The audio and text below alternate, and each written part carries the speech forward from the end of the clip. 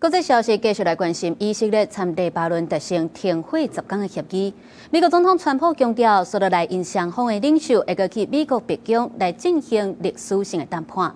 然而，黎巴嫩的民眾是攏希望講會當趕緊來達成真正永久的和平，因為這間的衝突自3月到今，這黎巴嫩的境內是已經超過2000個人死亡。停火協議生效進前，黎巴嫩真主黨甲以軍繼續咧拍，也毋過協議生效了後，貝魯特的天頂敢若會當看到慶祝的煙火。美國總統 Trump 10日證實，佇個協調之下，以色列甲黎巴嫩對台灣時間17透早5點開始停火10天。And I had a great talk with both of them today. They're going to be having a ceasefire, and that'll include Hezbollah.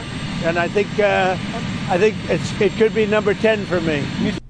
Trump 也喺社群媒體答文表示，已經邀請以色列總理納坦雅胡甲黎巴嫩的總統奧恩未來這2禮拜去白宮會談。若準有成，會是雙方領袖自1983年以來頭一屆實際的會談。納坦雅胡10日表示，10天停火期間，以軍未撤出黎巴嫩南部，同時保持隨時反擊的權利。也毋過以色列願意去華府和談。בשיחות השלום האלה יש לנו 2 דרישות יסודיות. 1. פירוק חיזבאללה מנשקו. 2. הסכם שלום בר קיימא, שלום מתוך עוצמה.